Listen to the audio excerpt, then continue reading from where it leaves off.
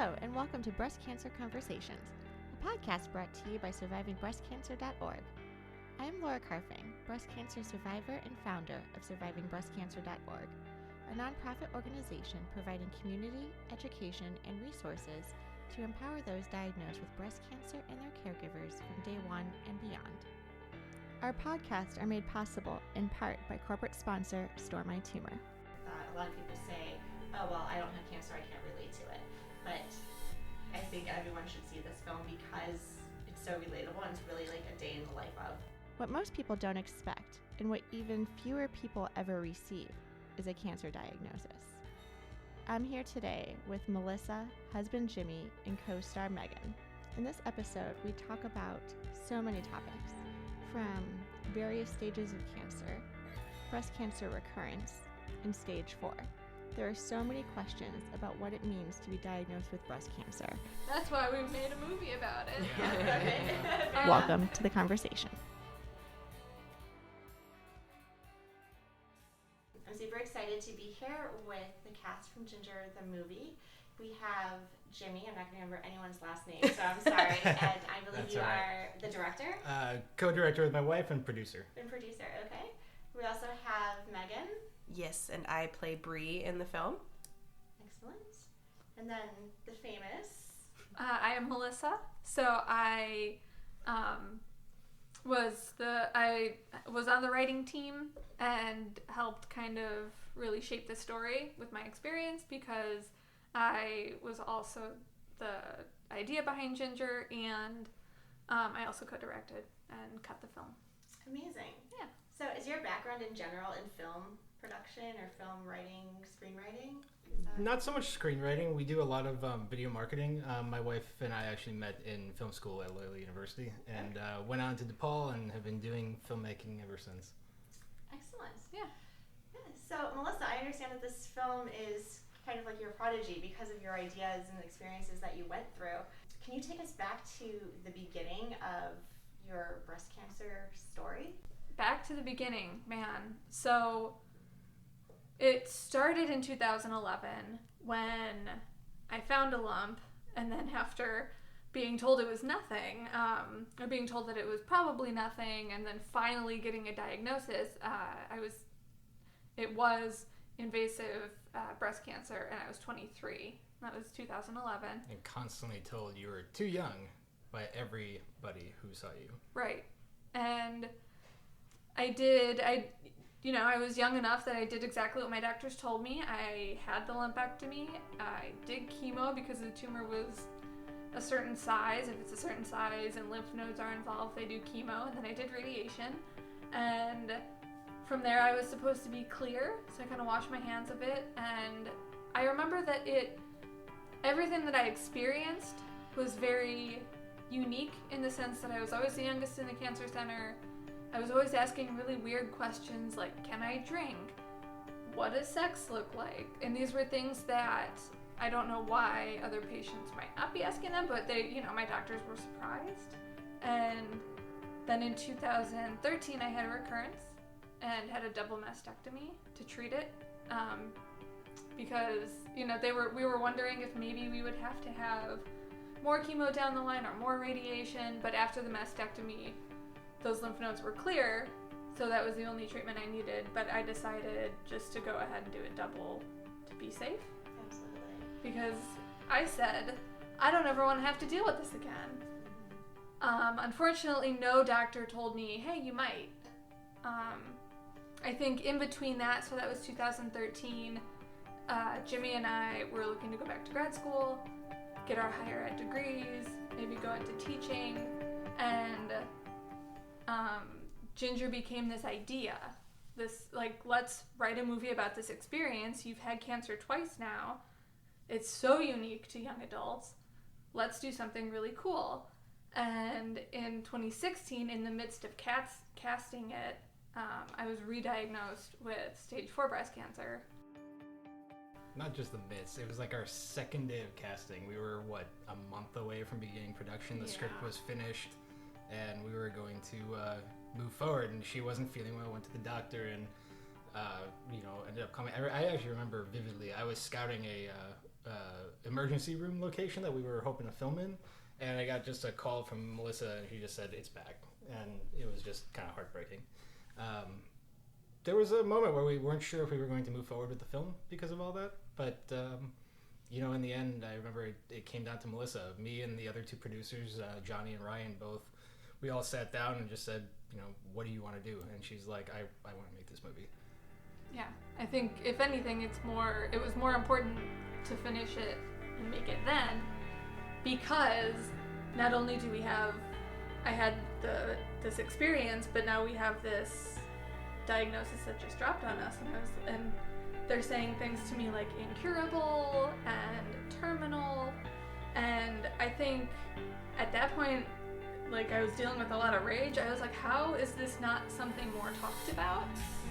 And so yeah, I think that, yeah, it motivated me more than anything to want to be able to make the movie, create awareness around breast cancer in young women, young adult cancer, and then move the conversation to this is how we can cure it if we kind of start focusing on metastatic cancer. Was your original diagnosis, was it estrogen driven or triple negative, or do you know what type of cancer you had? Yeah, so I think from day one I was estrogen positive and then HER2 negative. Mm-hmm. And it's funny because even the second time and then the third diagnosis, the stage 4 diagnosis, it's been the same thing across the board. They did do a blood biopsy, so for whatever reason, the receptor on the tumors themselves, the tumor markers or something, has mutated. So it is estrogen driven, which usually can be treated with like endocrine therapy. Yes. Did you do endocrine therapy? I did, and my body just won't. It's not treating it because of that mutation. And so now we're looking into new ways of, like, maybe different endocrine therapies, newer endocrine therapies, but right now it's kind of chemo or bust. Okay, so I'm just trying to wrap my head around this recurrence where it sounds like the recurrence came back, but it wasn't immediately stage 4.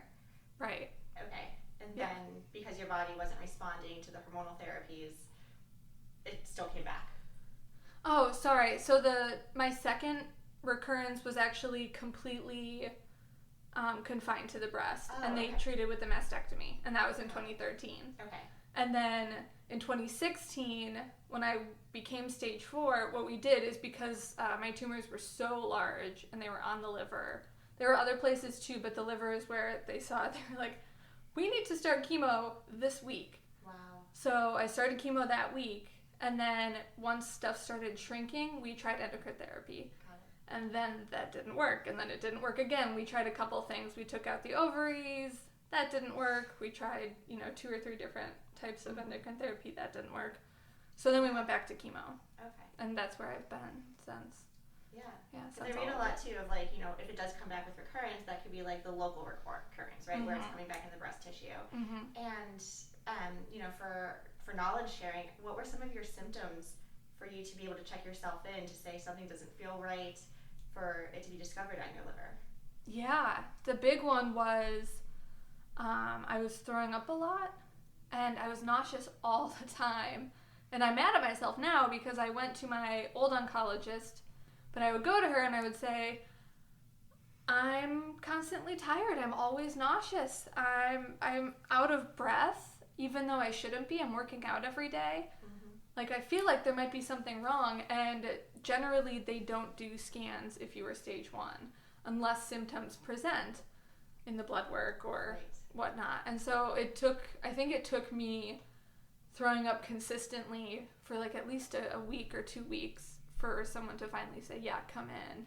We need to, like, check this out, because I certainly wasn't pregnant. We knew that. My hormones were way not on board with being pregnant. So, that was the big one. And then luckily the onco that I had switched to hadn't had a picture. She was like, we haven't had a picture in 3 years. I really want to get a picture. Let's make it happen. And then, yeah, the rest is history. Yeah. It's amazing how you have to be like an advocate for getting those scans and those tests. I know I'm in the similar boat where I'm actually going in for 6 months for a mammogram next week.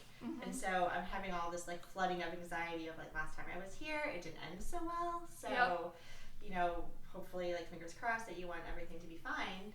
But then also like, okay, well, where's my MRI? Where's my like CT scan and PET scan? Like I need to know that the rest of my body is okay. Right. And similarly, I also had my lymph nodes removed. I had a full node dissection as well. And so they did find lesions on my lungs and on my liver as well, but they're monitoring those to make sure that those don't grow.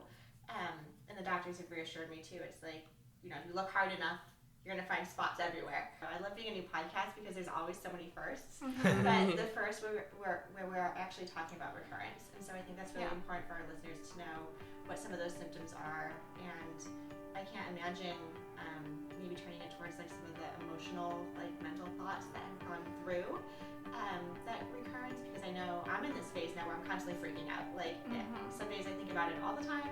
Sometimes it's just a fleeting moment and I can move on, but it's always in the back of my head. Like, what advice do you have, or how did you manage that? That's why we made a movie about it. Okay. Fair enough. Because I think that it was cathartic to be able to put to paper what I was experiencing, because that's all that I thought about. Maybe not after the very first time. I think I kind of like pushed it real deep down and tried to move on. And then after the second recurrence where I had the double mastectomy, after that, I was not able to cope. And I think that that is across the board 100%. Everyone struggles with survivorship. And like, yeah, you were monitored really closely by doctors almost every week. And then they legit tell you, you're cured, bye. And they shove you out the door and that's it. And yeah, I mean, it's crippling anxiety and fear about what's happening in your body. You don't know. They don't care to check. I mean, they do care to check, but they're very cautious about it. I think you just need to be your own self-advocate. I think that was the big thing that we both took away. It was just that, you know, they have all the best intentions, but there are these like formulas that usually work, but that doesn't mean that you know your own body. If you're not feeling right, you gotta, you know, advocate for yourself a little bit. I think best advice for that, because it doesn't necessarily go away, and trying to ignore it just makes it worse. What helped me, honestly, was finding a therapist and talking like through it, and then finding like behavioral patterns to cope with it. It gets easier with time. That's like the best advice I could give, I think. Yeah, it almost becomes like a new normal, which is, you know, it's something that I think it took years for us to get to that point where it was, you know, Melissa has cancer. You know, my wife has cancer. We're going to keep living our lives. I mean, you just have to. I mean, it's you know, I think it's hard for you not to live, especially the way that Melissa's treatment's working. And I personally, I don't know if this is the norm, but like she gets a scan every 3 months, and it's, you know, how the next 3 months following that scan, how those are going to be really is like, you know, if it's a good scan, it might be a little bit more optimistic those 3 months. If not, it's, you know, okay, well, these 3 months are going to stink. And that, I think, has been something that took a long, long time to get used to. And I don't know if there was really a shift for me personally, or if it just kind of just became life, you know? Yeah. I do want to say one thing from the perspective of someone who was struggling with survivorship and is now on the metastatic side of this. I'm mad at myself for how long it took me to find someone to talk to and get help, and I'm mad at myself for how much time I wasted worrying, because obviously it did not do me good to worry. So trying to be as present and in the moment as possible is also something I would advise. That's really great advice. So kind of like in hindsight, being able to reflect on, you know, mitigating some of that stress and that worry, which can also be one of those symptoms that increases cancer, right? In the growth of it. I think I know myself, I'm like constantly stressed. I don't know if it's just like the anxiety from the cancer and what I'm calling like post-traumatic stress disorder of like everything. But that's, you know, very true. I talk to a lot of women where, you know, you're going through anxiety or depression, and these are very common side effects after treatment. To your point, you get so used to going to the hospitals every week.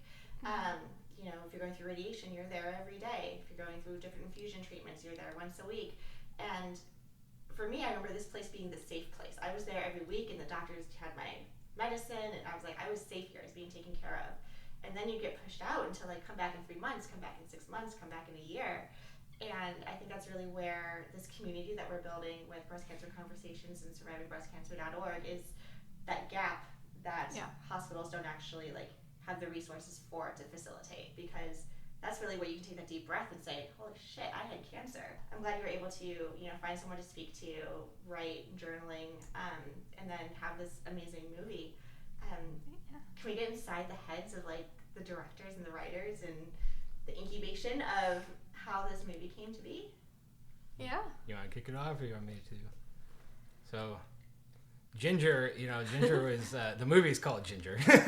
And it's, our tagline is a 23-year-old woman's guide to breast cancer. It's a movie that, we were talking about making this movie since, I don't know, a few months after she was initially diagnosed with the earliest stages of breast cancer. And we were just, we found every step of the process to just be so unique and so different, and something that people, an average person doesn't live that, doesn't experience that. And we wanted to put that on paper. And I think Melissa and I are we're really truly directors, editors. We're not writers. So we brought in Ryan Gruntish, who sat down with Melissa, and they co-wrote this amazing script. And then me and our other producer came in, and we kind of reworked it for a while. And I think right when Melissa was diagnosed, she went back and rewrote everything. At least the whole ending of the movie, from a new mindset, from a perspective of somebody who is now, terminal in stage 4. And it just took a whole nother life of its own. Yeah, I think especially because it was much easier to kind of write that fear and stuff right when it was new. And then I really did want to kind of have, we take away the staging for Ginger. It is assumed that she will eventually end treatment like when she first gets diagnosed, but then I think we end the movie kind of ambiguously, where she has to learn how to be okay even not knowing what's going to happen next. Because that's what I had to learn to do, that's what you had to learn to do, that's what everyone who's dealing with this. And then I think even on a larger scale, anybody who has ever had an existential crisis needs to kind of learn how to be okay not knowing what the future holds and not controlling it. And so I wanted to really put that into the script. And I remember sitting down and at my favorite coffee shop and doing that before we started. Because that's the reality. There's not always, we don't know what the ending is going to be. Mm-hmm. I think that's something for everybody too. I mean, that's something that's been really, we've heard a lot after our screenings when people kind of give us feedback, is that, whether or not they have breast cancer or are affected by breast cancer, they relate to the film. I mean, everybody's had a version of this experience at some level or another. And I think that's something that, is part of the human story. And I know that's something that I love about filmmaking, is telling that human story, telling the story about what we go through on a daily basis. I mean, there's things that sometimes we just don't take the time to reflect on. And it's really just something that I think we wanted to tell that story, and also try to inform and help people. I mean, there's definitely a message of hope that we tried to write into this script, and incorporating humor, because I think you really need, one of our former professors used to say, you need a little bit of sugar with your medicine, and I think that's kind of where we tried to go with this script and with the film. And a lot of that humor comes just from the quirkiness. I mean, that's like Megan here is an incredible improv actor in Chicago, actress, and she has done some amazing stuff. And just her and Susan Gordon, who is our star, are just funny people.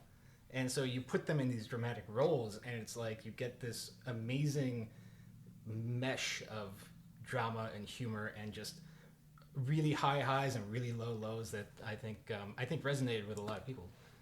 Yeah. So, Megan, how did you hear about this film and decide to put your name in for the calling? I saw their posting on theaterinchicago.com. I was 22. I turned 23 when we were filming. And it was like my first summer living in Chicago, and I was just trying to I'm just auditioning for everything and anything that I can. And then, and theaterinchicago.com is like one of the hubs of like non-equity actors looking for work. And so I saw this posting for a movie called Ginger, and I was like, and then I saw like the breakdown, and I was like, I read everything like Ginger's breakdown, and I was like, okay, well, I'm probably not gonna get called back for that. But then I read Bree, and I was like, oh, I think that's like a character that I could play. And I submitted for it, just emailed into the email that they said to send to, and I got an audition, but I couldn't go. So I sent in, because I was here, and I sent in an audition tape, and my parents helped me film it, and it was like really low-key. And then I went on a cruise, and I didn't hear back from them for like 2 weeks, and I was like my mom kept asking, have you heard back about that one, the thing that we filmed? Right. And I was like, I haven't heard anything back. It's like, I literally was like I remember sitting on the couch being like, it's fine, just like moving on to the next thing. And then like 20 minutes later, I got an email from Johnny Woj. Is that how you say his last name, by the way? But yeah, I got an email from him saying, hey, we'd love to see you at a callback. And I was like, oh, like 20 minutes after I was like moving on to maybe the next thing. So it was really simple, just like sending in my stuff, and then I met them. Yeah. Met these two beauts. That was not a simple selection process either. We had over 500 actors and actresses come out for this role. Wow. Not just this role, but for the movie in total. That's incredible. And we auditioned as many as possible. I mean, we were a non-union film, so we had no SAG actors, so we were working with equity, which is theater actors generally, and improv actors, who we love working with. And I was blown away by the number of people who came out and how excited they all were by just the sides. Like, nobody got to read the whole script. They just read, one scene or half a scene or something like that to get ready for the audition. And everybody was just like, telling us their own personal stories about being affected by breast cancer, or why they, one person I think told me they wanted to come out of retirement just for this movie. And really it was a little humbling for us, because we have done other films, usually comedies, and never this personal. And it's always been, we've been in school and running our business for a long time. So this was our first time where we're like, we're going to make this right. We're not going to, cut any corners. We're not going to try to, just do this with some friends. We're going to get the right people for the right roles. And I think it really shows. And it was just an incredible opportunity. And Megan in particular was actually kind of funny, because Johnny was the one who, he kind of called us because you couldn't be there. And he was the one who received your submission tape. And he was like, you guys have to watch this. And we were just like, okay, let's do it. Like, we just watched like 75 people, but let's check her out. But it's easy how easy it is to, because it was pretty simple to just, like, you write a lot of notes when you're auditioning people, and you're like, well, this person did this really well, and that person did that really well. And then you see the two auditions that you're just like, oh yeah. Right. Just, yeah. I think, like, even going back to like when you mentioned like the sides that we got at, I remember like before I went to the audition, I was like rehearsing with my roommates, and I was the side where we're walking down the dock, talking about Dr. Steve. And sorry, just in case anybody doesn't know, the film terminology, a side is basically just like a segment from a script that actors are given with a little bit of direction about the character, so that they can sort of do their audition. Yeah, yeah. And I remember we were like auditioning, or we were rehearsing that side, and my roommates were like, this is like really good. And like you said, it was just like the one, but it goes to show like how realistic you guys write, and how like down to earth, and like get the dialogue like spot on with like people that are that age. Because I mean, you wrote about your life, so you're just like basing it on dialogue you've literally had. But I think people try so hard to write things that are so authentic that it just doesn't work at all. And I think that like right off even before I got the full script, I knew like this was like gonna be something great, because you guys just super incredible writing. Thank you. Just gonna say it. It only took 10 to 15 drafts. Well, I think that was all a learning process. Yeah. So, I mean, a lot of it was really just this script is so personal. It's like you have to detach yourself. I mean, I've seen many movies where it's about a personal story, and some people have a very challenging time, and we did certainly, to forget, like, okay, yeah, that part of the story was really important in real life, but it doesn't necessarily work in the movie. For example, like me as a character, like I'm Melissa's husband, but I don't actually show up in the movie. Actually, Megan's character is based loosely on me and one of Melissa's friends. Yeah. Partially Nice because mixture. we didn't want it to be a relationship drama necessarily, and we didn't want Which it to I be, love. Yeah. I love that it was like not about like a relationship, like defining who you are as a person, like what you're trying to figure out about yourself, and like I love that. And just from a cancer treatment standpoint, like, wouldn't it be nice if you could just find a man and he could just like cure your cancer for you? Wouldn't that be great? But it doesn't work that way. Right. It's like, Right, why the would you happy do that? ending Disney film. Right. Yeah.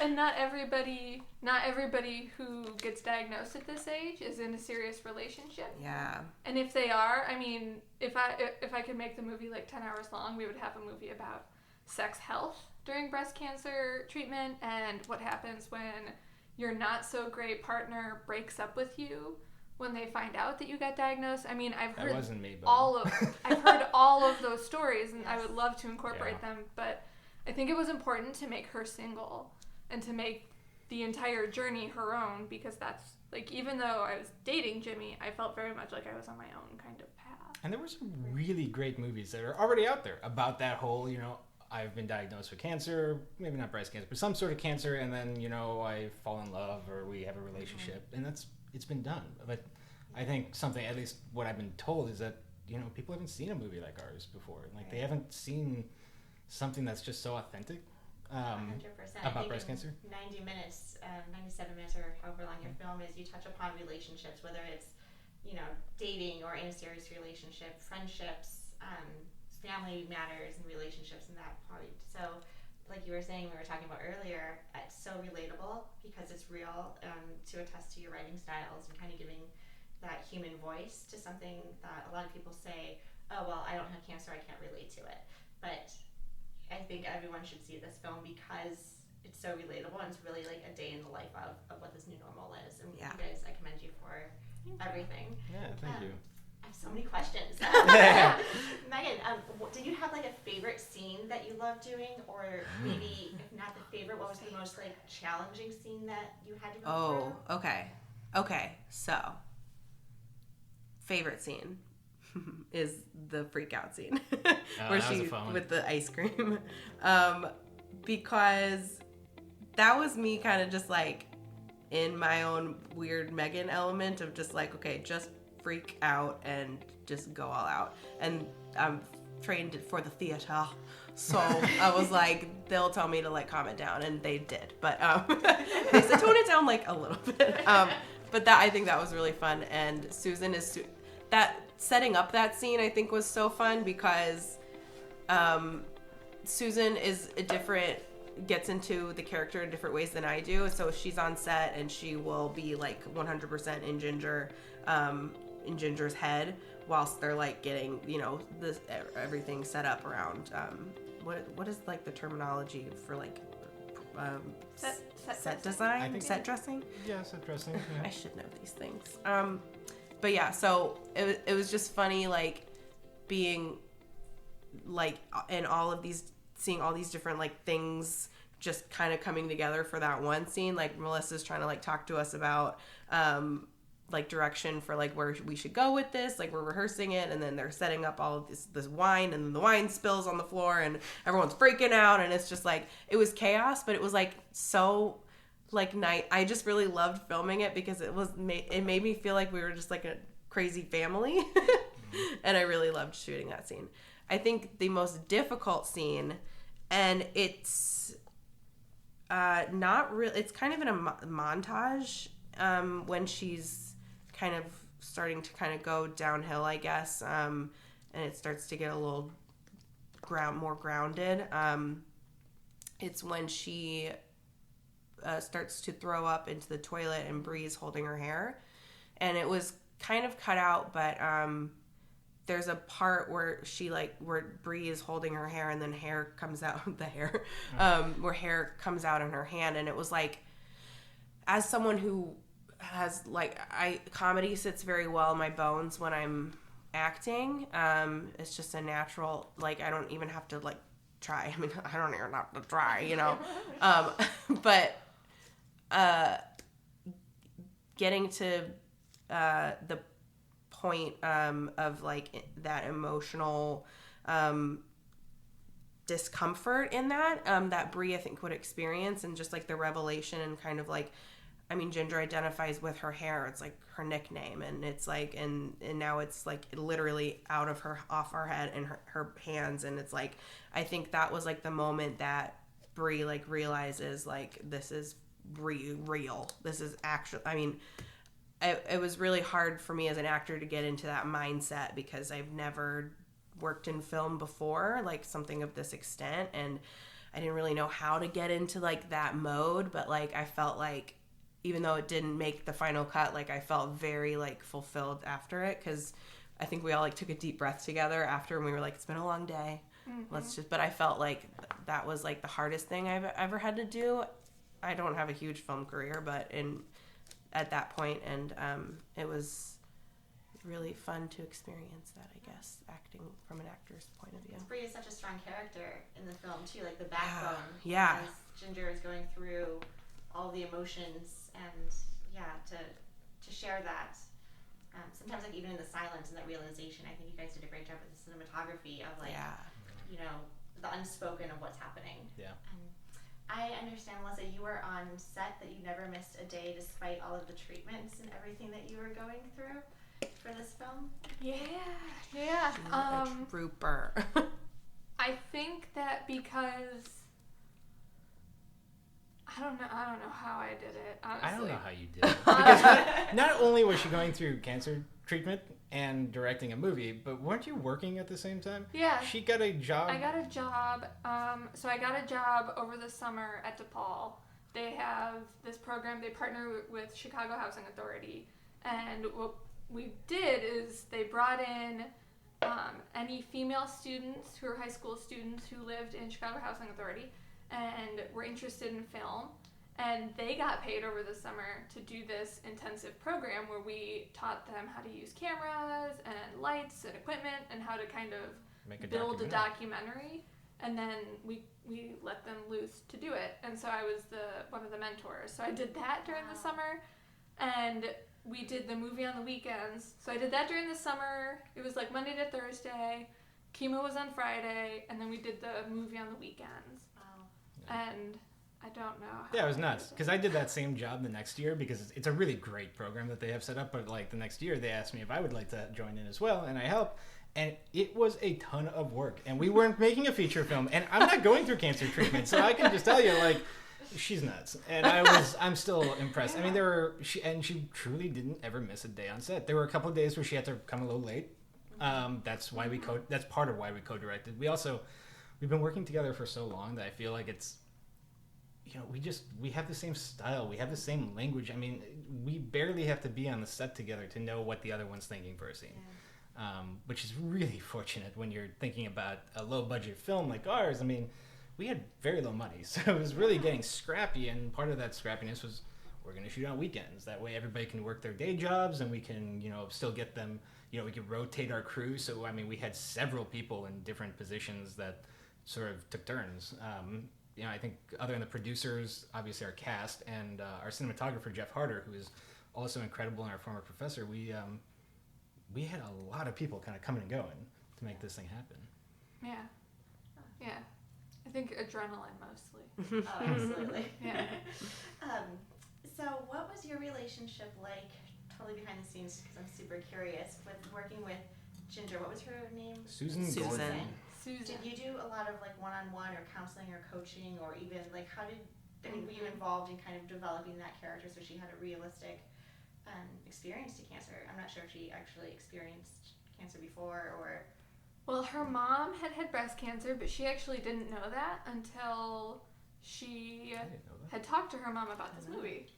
Really? Yeah. Oh my gosh. And I think she came to the audition with a notebook full of thoughts that Ginger might have. Just from the small description that we had, she It's like came... 2 sentences long, the description. Yeah, she came with doodles and quirky things that Ginger would say, and we were like, I think you have a good grasp on developing who you want to portray. So then what happened from there was we would meet a lot for rehearsals, and sometimes Susan and I would just meet one-on-one, and I would say, this is what it feels like with chemo, or this is what it feels like to not know if you're gonna live next year. And I think she also took a lot from me without me realizing it, because it felt like she was in character the entire production. I think she was. Yeah. I mean, like, I truly don't think I met the true Susan Gordon until we wrapped production. I mean, She is a master at observing Yes. and picking elements of behavior apart. quirks and things, yeah. Because, yeah, there's a lot of people watch the movie and they're like, that is you. I'm like, I don't know how that happened. But I take full credit for it. Yeah, but it was definitely, we did have a very close-knit relationship during production, which I don't think, it couldn't have been any other way. And yeah, every time I think we did a take, it was, let's talk about, if she wanted to try it a different way, let's do it. If I wanted to maybe try something different, she was like, okay, I trust you. It had to get to that point where we kind of trusted each other. Great. Or if I said, we don't need another take, Yeah. you gotta trust me. Yeah, something like that. She also was very comfortable with the topic, like the subject matter. I mean, some people came in very hesitant, and Yeah. the character was supposed to be quirky, and people really had a hard time with laughing at cancer. Oh. And that's not an easy thing to do, but remember, Susan came in this really quirky outfit, walks in, big belt buckle, sits down, really slouched back, and she's just like does her lines, and then we just start laughing. He's like, God, you're so funny. And she's like, great, I'm a clown with cancer now.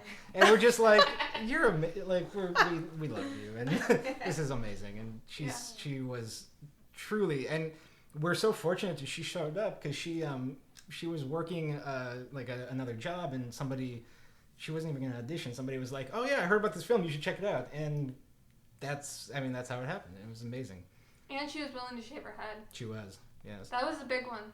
Yeah. Oh, that scene, no yeah. bald caps. I'm Right. sorry. Because she even said, she's like, and I get, of course, people say, well, it's acting. You have to, if you're a good actor, you should be able to pretend that you know what it's like, but you don't. That's kind of a You load. never will. Sorry. And so that was a big deal breaker. I was like, I'm sorry, but you have to go through this. And it's going to be really hard. That was a very tough dance set, because Yeah. first off, we vastly underestimated how long it takes to shave a head. It was 15 minutes of filming, and we had set up this 3-camera angle shot because it's one take. Once that hair gets cut, you don't get to do it again. And I remember, I felt so bad for our sound operator, who's standing with her arms over her head with a boom microphone that kind of just hangs there for the entire 15 minutes. And then at the end, Susan's crying, Melissa's crying, the boom operator's crying, and we're just like, let's take 5 minutes. We traumatized Frankie, who had to shave her head. Yeah, Frankie, who plays Ben in the movie. Yeah. Yeah, I think everyone went out for a smoke break after that. People who didn't even smoke. Yeah, that was a very powerful scene. That was one, I think, for me, it was so emotional, because it brings you back as someone who's been diagnosed with breast cancer and needed the chemo treatments. In a flash, it brings you right back to that moment. Mm-hmm. So very well done, but so powerful. And you could tell how real it was. Her face is red, and it's real, and it was happening. And how scary it was, how she did everything with her hands over her eyes and didn't want to see. That was quite powerful.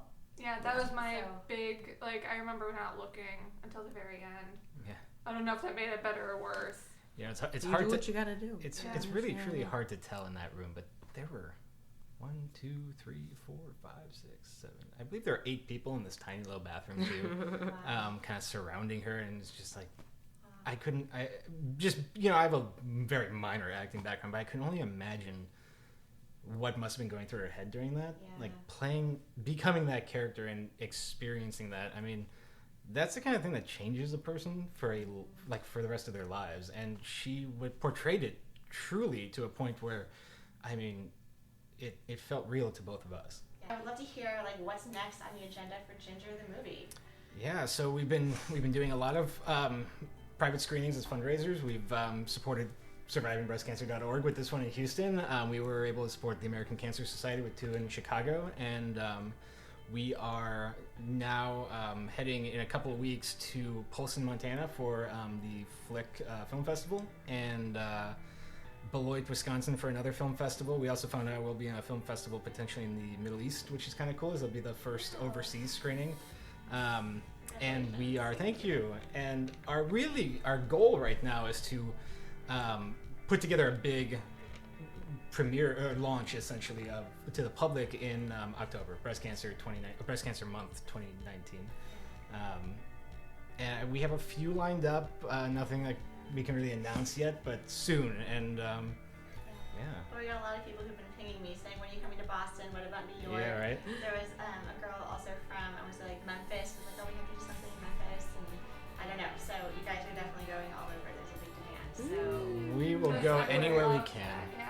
You know, I think we had a goal at one point to screen the movie in all 50 states, and we'll see if that can happen. I think, you know, there's an excitement about it. And I think the more people that see the movie, the more it resonates with just this huge audience of people who are, they want to see it. well, stay tuned, you guys, and keep following us, and we'll hear what Ginger the movie is up to next. Thank you. Thank you. Thank you. And thank you everyone for listening to our show. I would like to acknowledge that all of the information on our podcast are from personal experiences and are not a substitute for professional medical advice. You should always contact your medical care team. If you're looking for specific topics or would like to be a guest on our show, please feel free to reach out to me. My email is laura@survivingbreastcancer.org. Until next time, keep on thriving.